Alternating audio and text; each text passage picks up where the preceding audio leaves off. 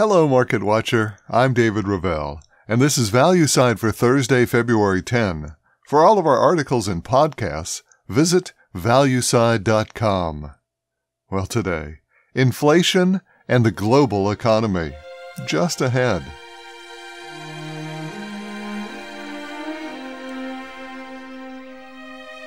Well, it's hard to imagine that just 22 months ago, in April of 2020, inflation in the U.S. stood at less than 1.5%. Inflation had been remarkably low for years. So low, in fact, that the Federal Reserve made it one of their primary initiatives to increase inflation up to 2% on an annual basis. This would avoid any danger of the country falling into deflation, one of the most dreaded outcomes for any economy. Imagine that. Inflation was rising so slowly that it threatened the country's price complex. Well, we could not be further away from that today. In just a few minutes, we'll get the latest reading for the Consumer Price Index, the most important everyday measure of inflation.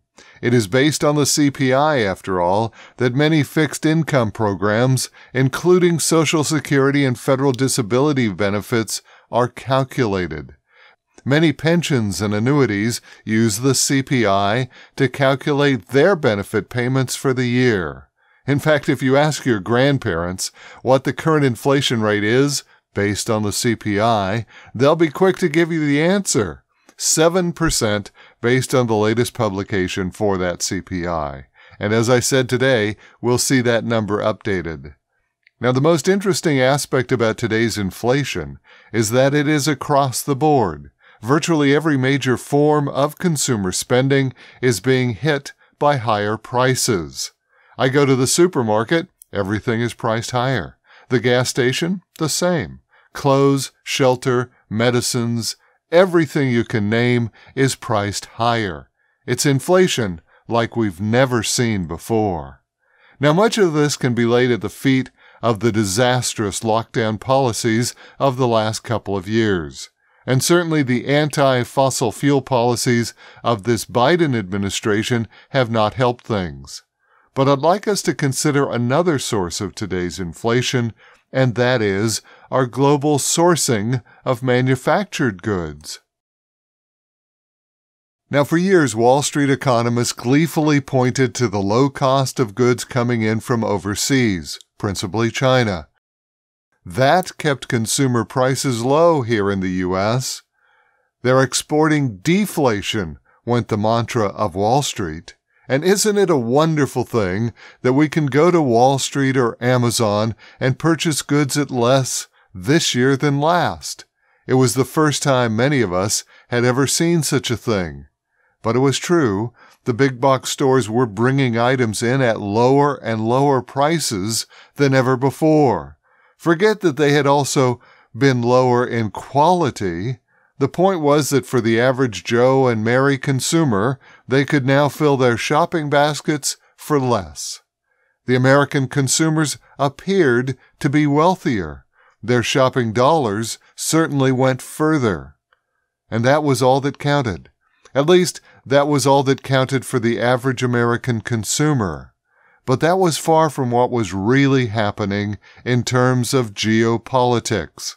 Slowly, almost imperceptibly, China and others were taking over our own American markets, selling goods at such low prices that the American manufacturing companies simply could not compete. Most went out of business. Today, if you want an iPhone or a KitchenAid mixer, they're made in China.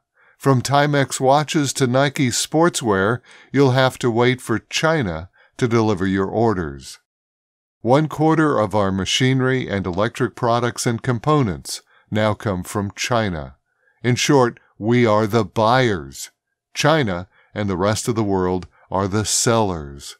And so as the buyers, we may moan and complain about these higher prices, but when it comes to most of manufacturing, it's out of our hands.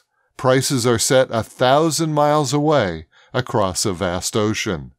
Our fate is no longer in our control. We must now rely on others and hope that they have our good intentions at heart. And that's an open question.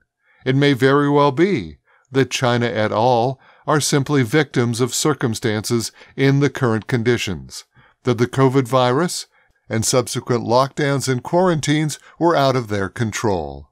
That sounds reasonable to me. However, it doesn't negate the fact that America has, in effect, handed over our manufacturing to China, that our economy can barely operate without our Chinese lifeline, that we have become reliant on the good graces of that very foreign country. Today, that reliance is reflected in the higher prices we have to bear. However, it is conceivable that one day this vital source of goods and supplies might even be severed. Such is the risk of the new global economy.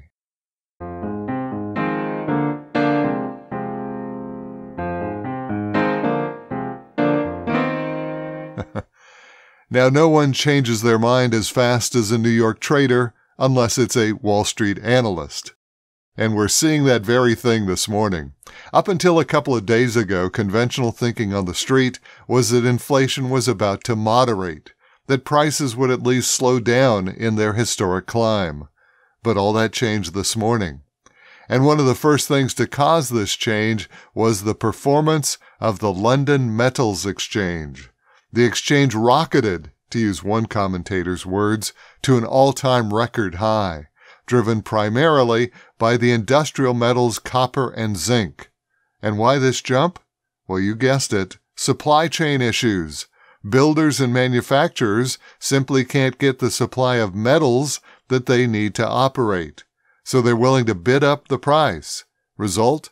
Higher prices in London, and the message to New York that the current bout of inflation is far from over. Now follow me on this. So if the issue is supply, then is the answer raising interest rates? No, of course not. Higher interest rates will do absolutely nothing for the supply chain. And yet after today's print, in just a few minutes of the latest Consumer Price Index, look for the Federal Reserve to almost certainly raise interest rates here in the U.S. Inexplicable. So looking at the worldwide economic news today, we did see that Russia reported that their inflation climbed higher yet again last month, to now 8.3% annually. On the other hand, both India and Indonesia have held their interest rates steady. All of which brings us to the United States. In about an hour from now, America will announce their latest measure of inflation at the consumer level, now expected to come in at 7.3%. That's about a half a point higher than the street thought it would do just a few days ago, and a level high enough to cause that Federal Reserve to raise interest rates when they meet in a month on March 15 and 16.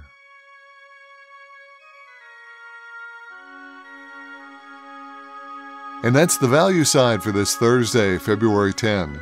For all of our podcasts and blog posts, visit valueside.com. I'm David Ravel. ValueSide is independently written and researched. The views expressed are strictly my own.